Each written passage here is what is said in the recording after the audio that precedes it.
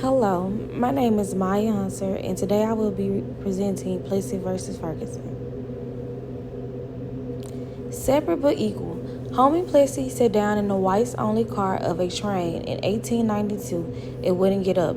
He was detained and found guilty of violating the segregation laws of Louisiana. Plessy filed on appeal, saying that the law had not given him equal protection.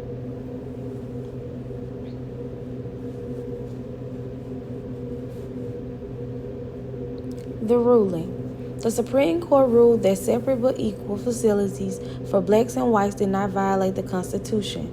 Plessy claimed that segregation violated his right to equal protection under the law.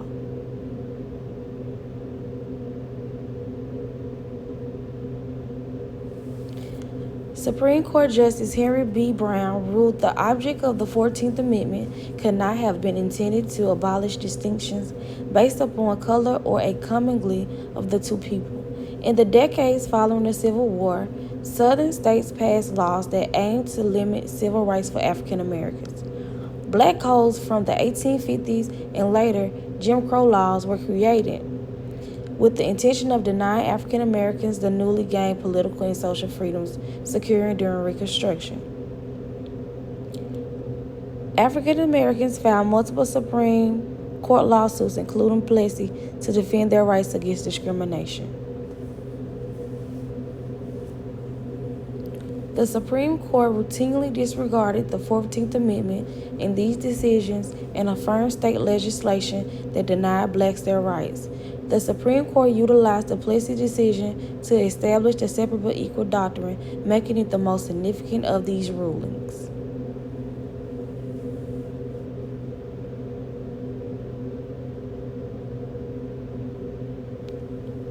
As a result, for more than half of the 20th century, local and state governments in the South and some other states upheld segregation legislation. These restrictions restricted African Americans' access to the majority of public places, such as eateries, hospitals, and schools. There were continuous reminders that facilities in segregated societies were separate but unequal, thanks to the signs that stated color only and whites only. Legal segregation had to be abolished for many years. The NAACP took the lead in the legal battle to overturn Plessy throughout the first half of the 20th century. Any portion of Plessy was overruled by the Supreme Court in Brown v. Board of Education in 1954. The Supreme Court declared separate but equal in public education to be unconstitutional in Brown v. Board of Education.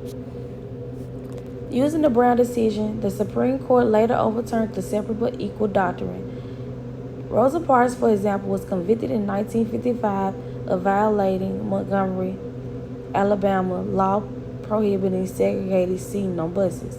A federal court overturned Parks' conviction, finding such segregation unconstitutional.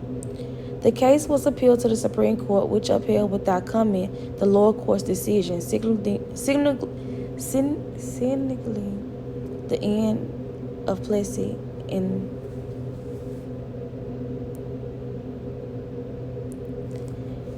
Thank you.